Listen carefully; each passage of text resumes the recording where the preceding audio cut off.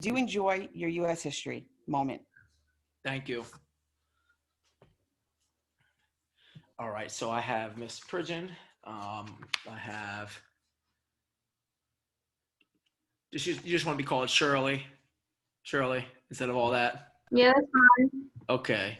Let me see. Shirley, are you okay? I have you on my roster. I was just looking at the. Are you a newer student? Yeah, I started last week on Tuesday. Okay. All right. Good. I have you as. So my name is Mr. Townsend. I teach history. I wanted to use today to kind of go over, since you're new, it'll probably be good for all the people that are here. I wanted to go over. We got progress reports coming up soon. Um, so Nalia, how are you? Hey, I'm good. I got your checkpoint for history, and the work that you did was very, very good. I just wanted to let you know that. Thank you. Okay, thank you so much. I'll put the feedback on there today and make sure that you get what you're supposed to be getting credit wise. So you're a little bit ahead. You're ahead of Oh, today's curve a little bit. So we have Shirley. She's new. What I wanted to do was I wanted to kind of see where the students that came to class, where they're at academically. So I'm going to share a little bit on Summit. I'm going to share a little bit on a checkpoint. And if you have already done both checkpoints and you're in good shape, just bear with me for a couple of minutes because we do have people that are new.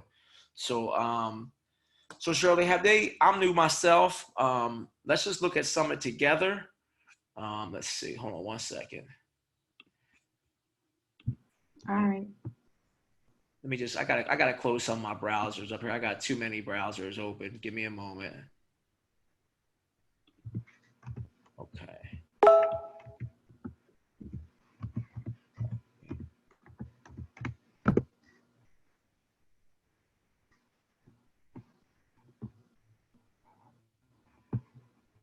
Okay. Let me just get some of these tabs closed. I got like 100 tabs open right now. It's not good. Um,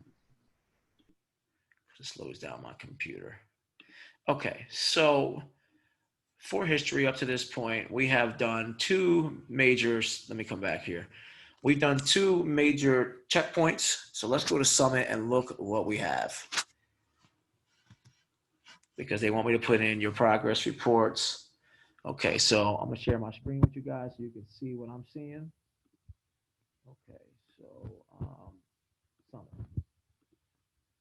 Okay, so for Shirley, for the people that are newer and the people that are familiar, this is new for me. So this is just kind of some review. So you should be able to log on to Summit. Shirley, have they given you the access to log on to Summit yet? Or is that something I need to help you with? No, I'm already logged in. Okay, good, wonderful. All right, so when you go to, could everybody see the Summit on the screen here? Yeah. Okay, so when you come in, you go to US History on the left-hand side, you'll see UH. You'll see two projects. We're on the top one, Attitudes Toward Immigration. So on my list right here, we'll go to the first one. This was checkpoint one. It's a Civil War and Immigration. So Sammy, I have your work. I'm gonna give you that feedback and make sure that you get, I'll do your feedback today. I'll make sure that your grade is cool when we do the progress reports, okay? So if you click on this, you should come up with a checkpoint. Hold on, I'm still learning this myself. Give me a second here. Hold on. Okay, so when you come to checkpoint one, you should be able to go in now, and I added a PowerPoint down here. So this was our first real lesson, and this was a know nothing party. So if you hit that link, that's what will open up the know nothings, and that will give you a PowerPoint. Most of my stuff is self-contained PowerPoints. I'm going to try to start using Nearpod and some different ways to get information to you, but right now this just seems to be the most convenient. Inside of your inside of each of your PowerPoints, there are always going to be hyperlinks. And up top, so there's always going to be where you can find this information, okay? Words that I want you to know or to be familiar with are usually put in a vocabulary word box. So you can look through those words and decide, which ones are the most important, what we need to use them for. Resentment and scapegoat carried over to the second one. So this first one in review was about a party called the Know Nothings. They were anti-immigrant. They were anti-expansionist. They were called also the American Party. So you're going to read this first article on immigration. And at the end, there are 4 questions. That's the first checkpoint that you're going to have to do. So when you go back to Summit, that's the information. It's right there. The Know Nothing Party and immigrant resentment. That's what you use. When you come up to do the checkpoint, you click here on Civil War and Immigration, and you'll see the same exact questions that were at the end of that PowerPoint is what I need you guys to do. Some have done it, some have not, so let's double check. So that's how you answer these questions. And you want to answer the questions right inside, you hit text, and you want to answer right inside. You can move that around and give me your answers. Nothing is a mystery. Nothing, I'm not trying to make you find something or treasure hunt. Everything that you need to answer these questions are in the PowerPoints. If they're not in the PowerPoints, then they are in the information that you received. So when you receive information, it's nothing to try to trick you. It's there to help you. So checkpoint 1 was our first one. If you go to the second one, it'll say Reconstruction and Immigration. Same thing. If you go down, oops, where's it at? Okay, Reconstruction and Changing Attitudes. That's our second PowerPoint presentation. If you click that, that will come up for you. You can review that step by step. So these don't have to be sent to you anymore. They're on Summit. That's where they're going to be from now on. So if I make something, I'm going to put it on Summit for you. So you read, you use the hyperlinks. If there's an article that's there, if it says to read it, read it. If you want to read it for your own edification to learn more. But at the bottom, underneath where it says Irish and Black, I summarize it into bullet points. But then you're going to do a little research, vagrancy laws, some attitudes today. There's a hyperlink in there. You might have to cut and paste it. There was a video. And then this is your checkpoint 2. What was Reconstruction? So it's 5 questions.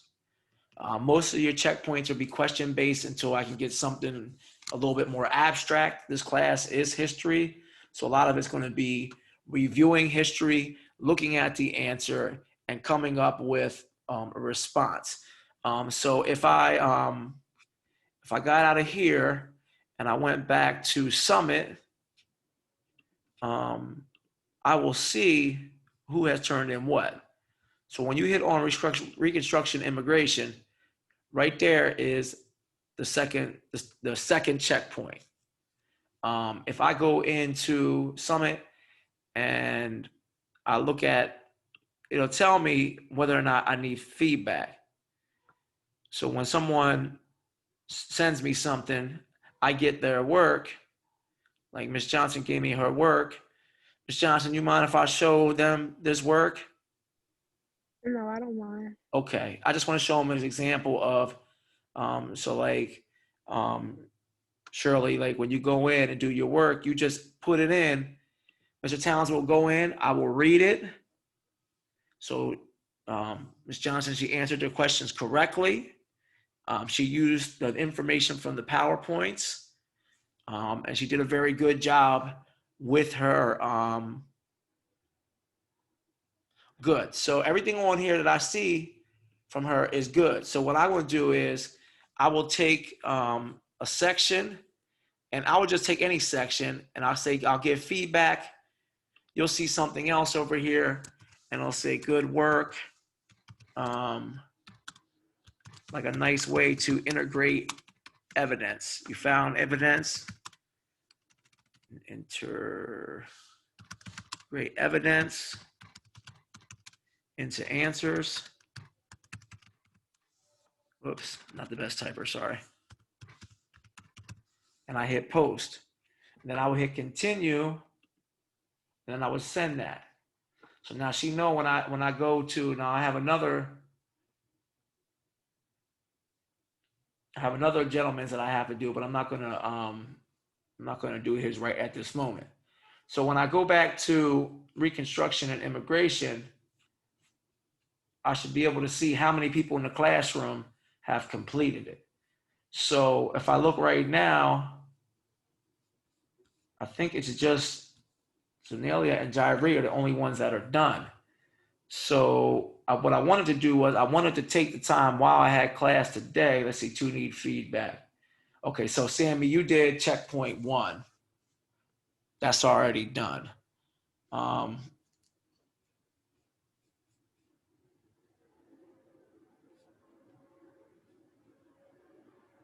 Okay, so let's work on checkpoint 1 because it looks like Miss Pridgeon, did you turn in checkpoint 1? Christina?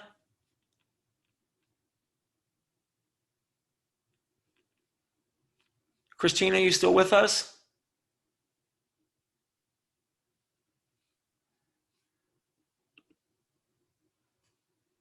Yeah. Okay. So were you able to, I was up in Summit and I don't see response for checkpoint 1 for you.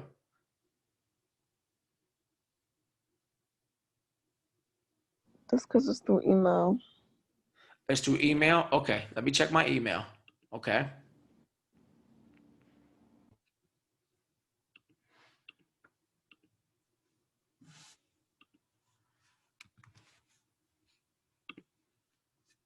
Is that okay? All right, I see it.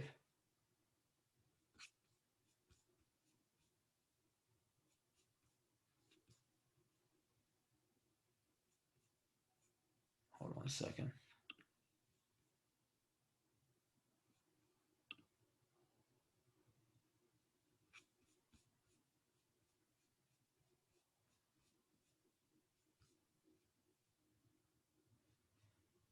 I have the PowerPoint, Christina, but I don't have any answers in them. Let me see. Hold on. This might be it. Did you do it in Google Slides?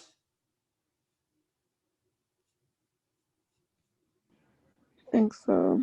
Okay. I just want to make sure you're getting credit for your work. Hold on 1 second.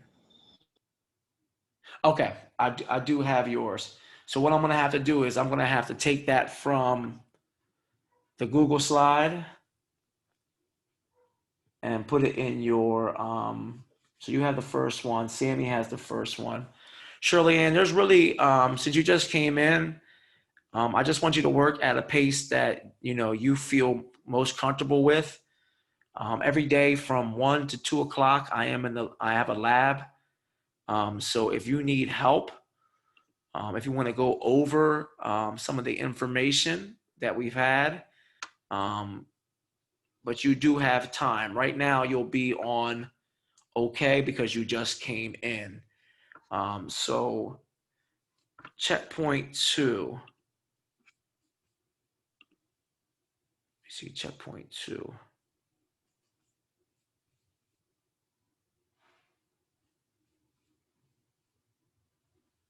Okay, so I have all those in there. Sammy, were you able to get started on checkpoint 2?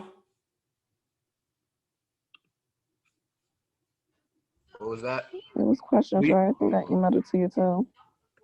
I ain't hear what you just said. I said, were you able to get started on checkpoint number 2? Yeah, you emailed I'm it about to to me and start I doing it right emailed now. it back. Okay, you can use the class time literally right now to work on it. All right. Okay, so just take your time. I'm here if you need any questions. So Sammy, Christina, did you get checkpoint done too? Checkpoint number 2 done also? Yeah. Okay. So I have both. So the only people that really need to work right now, Sammy, I'm gonna just let you work on your own. You go ahead, work in Summit and work on checkpoint number 2. For the other ladies, let me see. Shirley Ann, can you show me checkpoint 1 again? Sure. Let's go to Chrome. I mean to Zoom. Let me share my screen with you, and I'll show you what checkpoint 1 looks like. So checkpoint 1 is here. It's civil war and immigration. If you go, I think you can go to overview. You'll see if you scroll down. See, I think you have to click on it first. And if you go down, I added the PowerPoint down here at the bottom. So this is the Know Nothing Party and Immigrant Resentment. Shirley, you click that. That opens up as a PowerPoint. When you come to the top, click on the Civil War and Immigration. That'll be checkpoint number 1. Does that help? Yeah. Okay. Or since you just came in, what is your schedule after 1 o'clock? Do you have anything scheduled after 1 o'clock today? After 1, After 1 p.m., yes. I'm doing afternoon classes with my math teacher. Okay. Did they tell you who your homeroom teacher is yet? Miss Curran, I believe. Okay, so Miss Christina. All right. So I'm gonna just say what I would do is I'm gonna get your. I have to talk to Miss Christina. I want to get your email.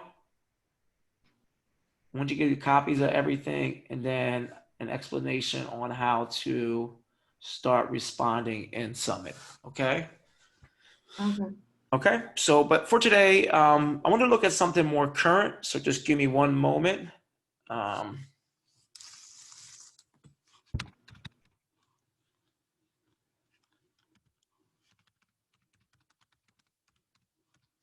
And I wanted to give those people who are working a chance to just go ahead and work on what they're working on.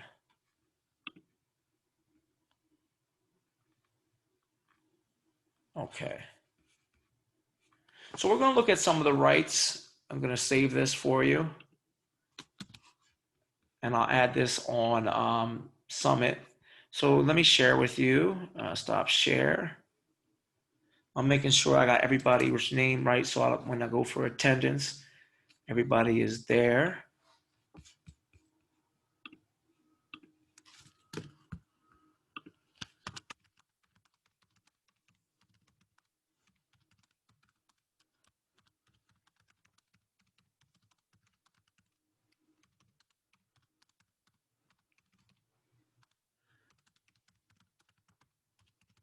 In one moment, I'm just sending a message. Okay. So we're going to look at something about immigration participation and protest. Okay. I'm going to save this as a informational session to try to give you guys some information about what the rights are for immigrants' participation in protest. So I guess if we're going to do that, we should define first. And I'll put these in notes for you. I'll start dating these in notes. So what is protest? What is protest?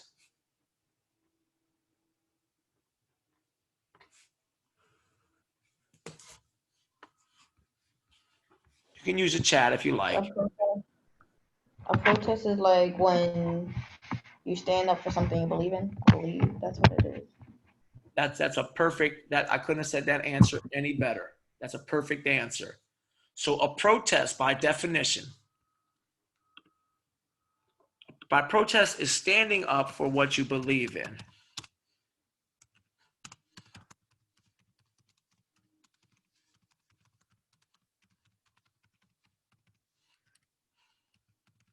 And you can protest pretty much anything in the United States that you don't like.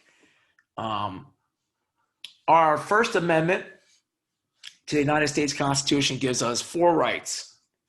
It gives us religion, assembly, free speech, and freedom of religion. In the Constitution, where's my Constitution? I got it right here. I'm not going to unroll it, but I know that in this Constitution right here, it says that people have the right in this country to peacefully protest. Now, peacefully protest means they have the right to assemble, they have a right to come together, and also the Second Amendment talks about a redress of their grievances.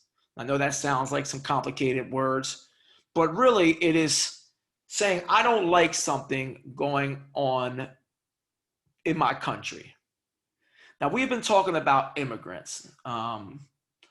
Inside of our first 2 classes, we learned that immigrants are people that come from other classes. That come from other countries, or that they are descendants of people that come from other countries. So by definition, every single person that is in the United States of America today, by definition, unless you are native, is an immigrant. So my question today we're going to talk about is what rights do immigrants have to participate in protest? So let's look at some of the rights. Well, real quick question. Do you think that immigrants who are not necessarily citizens, I'll read the background for you. This is from 2017. So on May Day 2017, thousands of immigrants across the country will participate in historic rallies and protests against efforts to criminalize immigrants and extreme anti-immigrant rhetoric of the Trump administration. Immigrants' rights are asking immigrants considered not working, shopping, or attending school on May 1st as part of these actions. In addition, immigrant workers may not want to participate in the civic and nonviolent rallies that are being planned for that day. However, advocates around the country have reported that in the past, some immigrant workers who participated in protests were fired because they participated. So before they decide whether to participate in such actions, workers need to know that if they do participate, they could suffer adverse employment-related consequences.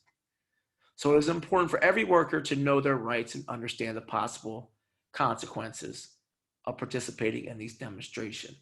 So the question I ask you is, with the anti-sentiment, should people lose their jobs for protesting?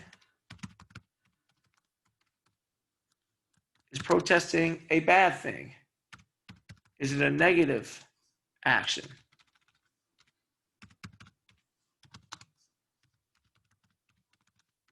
So is there anything negative about protesting? Okay. I have an answer that says no. Does anybody think that protesting is negative? Or when can protesting, okay, depends on the situation. When can protesting become negative?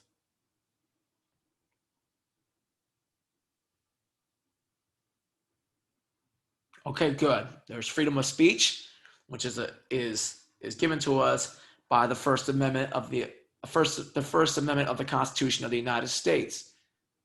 Thank you. That's exactly what I was looking for. When protests become violent, if you guys have seen this word before, a riot. When a protest goes from a peaceful assembly to a riot, by law it becomes unlawful. I understand that people are angry. I understand that people have a right to do things. But once you start looting and breaking and smashing other people's property, then you are in the wrong. I understand. I am a adamant fan of revolution. I know that things need to change in this country, but not at the expense of breaking the law and hurting and breaking other people's stuff. I come from two school of thoughts. One side of me is Dr. King that says nonviolent, and the other side is Malcolm X that says any means necessary. Those are like my two differing spectrums of thought. The Malcolm X in me wants to fight, and the Martin Luther King in me wants to peacefully assemble. So these immigrants, they have these rights. So the rights that they have the right to free speech. Just like you and I have the right to free speech, immigrants have the rights to free speech. Immigrants have the right to protest during non-work hours. So if they're not scheduled for work that day, they have a right to protest something that they don't like. Has any student in here ever taken part of a protest?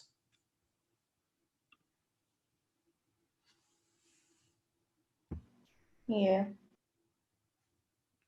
What type of protest can be anything from standing on a corner to I can't remember what day it was, but I know we were trying to do a blackout a while ago where we weren't going to spend any money anywhere for a day. See, us as citizens, we have rights that are given us, certain inalienable rights the Constitution says that are given to United States citizens. The problem is because of what we're talking, when we get caught up, we're going to see that this sentiment of anti-immigration continues to flourish in this country. If you watch the video from the gentleman, the teacher from Vanderbilt, we talk about a question: what is white male resentment? What is white male resentment? And it's an anger toward anyone else but people who are Caucasian and male, basically succeeding in this country. There's never progress without struggle. And that's not me, that's Frederick Douglass. Frederick Douglass said there's never progress without struggle. So in order to make progress, we have to struggle. So these immigrants that are here, they're working in the United States. They don't have all of the rights of an American citizen, but they do have the right to free speech. That's the first one they have. Could it cost them their job? Possibly. Should it be like that? No. So they have the right to protest during non-work hours. You hear a lot of time when people are anti-protesters, they'll say, why don't you people have jobs? Why aren't you at work? Because I don't have work right now. I'm not scheduled to work today. So therefore, I don't have to stay home. I have a constitutional right to go out and petition. The right to protest to improve collective working conditions. The National Labor Relations Act also provides protections to workers who act together and participate in political activity designed to improve working conditions for all workers, depending on the form of action it takes. Has anyone ever heard of the word strike when it comes to working? What is a strike? And it's not something that I know it happens in baseball and bowling, but what is a strike? What does it mean when workers say we are going on strike?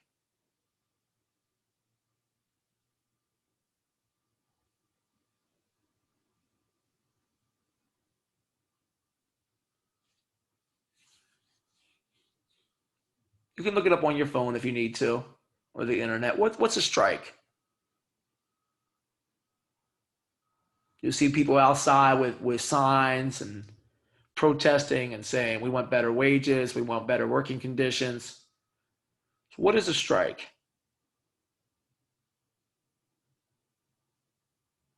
What do workers want when they strike?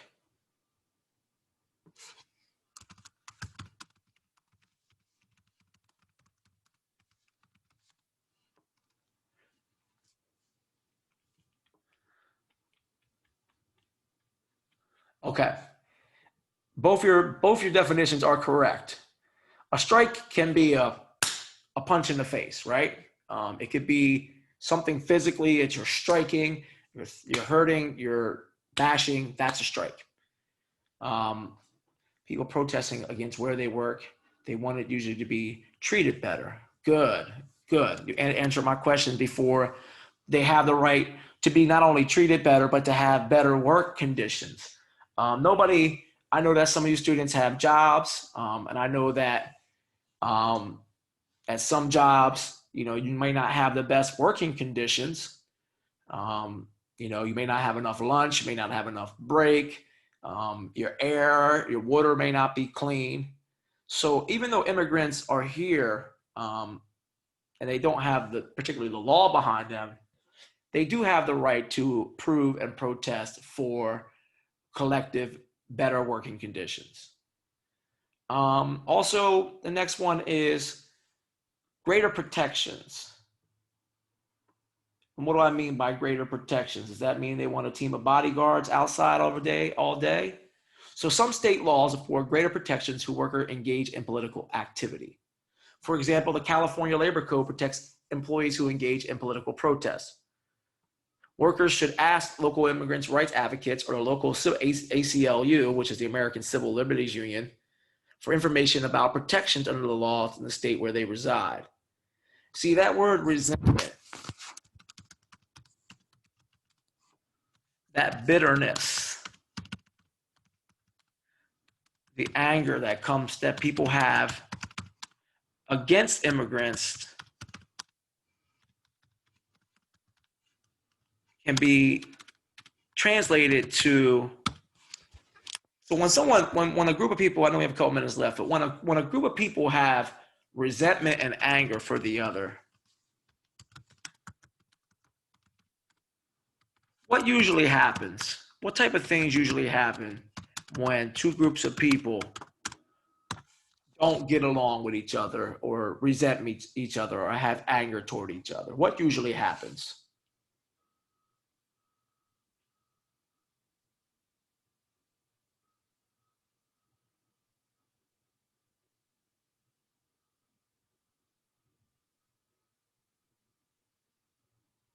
What happens when you, in your personal life, have bitterness and anger towards somebody? What usually happens between you two? Do you end up getting along every day? Are you best friends? Do you share lunch? What usually happens when there's bitterness and anger against a group of people?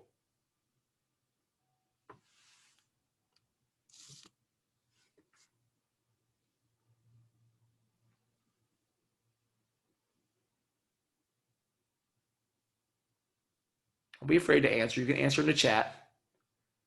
What happens when there's one group of people who have resentment and anger toward the other? What is inevitable to take place?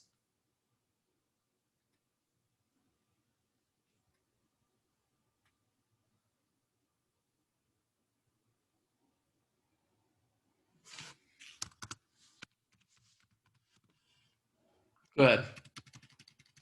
Thank you. Thank you, both you ladies. I was 1 minute from typing it. Shirley Ann shared that it's usually a fight, an argument is going to take place, correct? They usually end up fighting or going against each other, which is perfect. That's excellent insight, ladies. Thank you. So when there are people like the Know Nothing parties, when there's people like the new Trump supporters and people who are anti-immigrant, they're always going to end up in a fight. We're going to take on, what is today, Monday?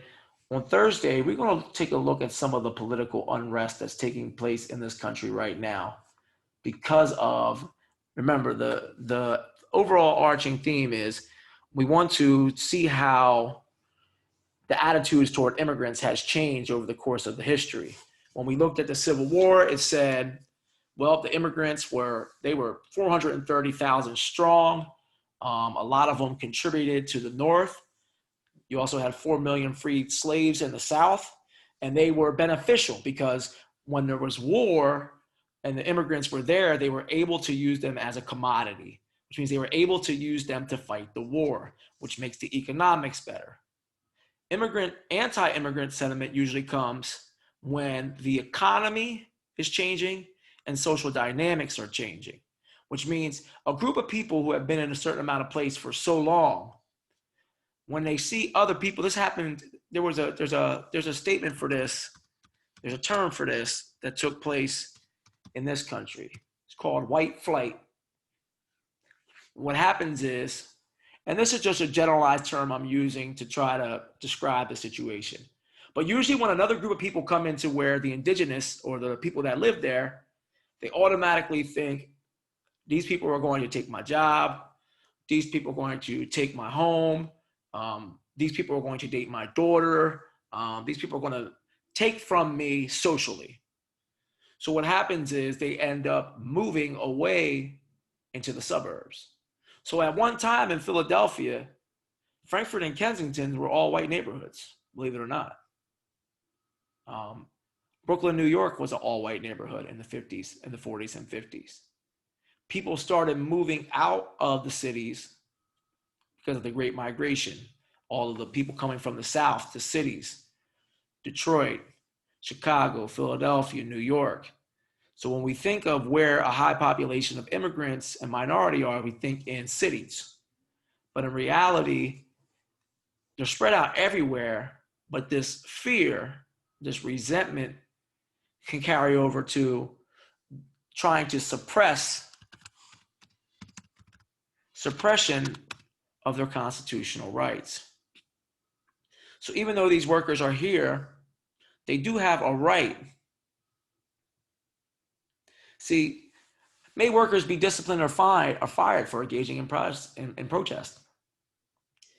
Sometimes they could be fired just for protesting. If I was Mexican, I'm not Mexican, but if I was Mexican, I would be protesting against the mistreatment of Mexicans.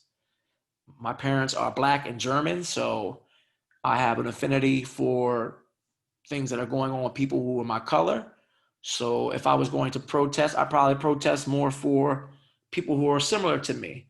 Or, as a father, I would protest against people mistreating or harming single mothers, because that's something that means something to me. My mother was a single mother, so that means something to me personally. So we have all these different regulations and rules that apply. And a lot of these are just called technicalities. But an immigrant should be able to participate in protests without being harmed or lose their job. It's the same thing that applies to all American citizens. So I only have 2 minutes left. So what I want to do is, if you have not, it's okay, Ahmad. If you do not have checkpoint 1 or 2 complete, it is your responsibility, not mine, your responsibility, your young adults, to contact myself or your mentor to get that work done.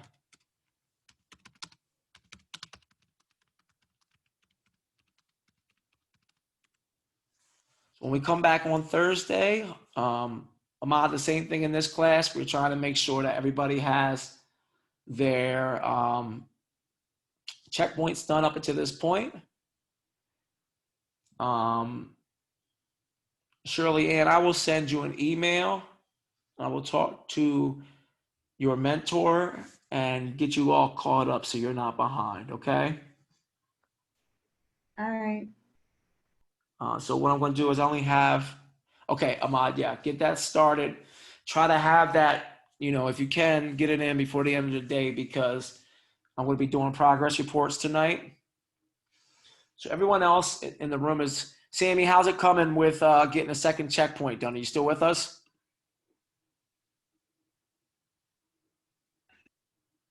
Yeah, I'm with you. I just finished.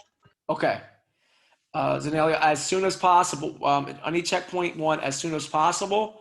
But the fact that you already did checkpoint 2 will keep you in good standing for right now. I know you have a lot of different things going on, so you get checkpoint done as soon as you can. Okay? It's not a life or death situation.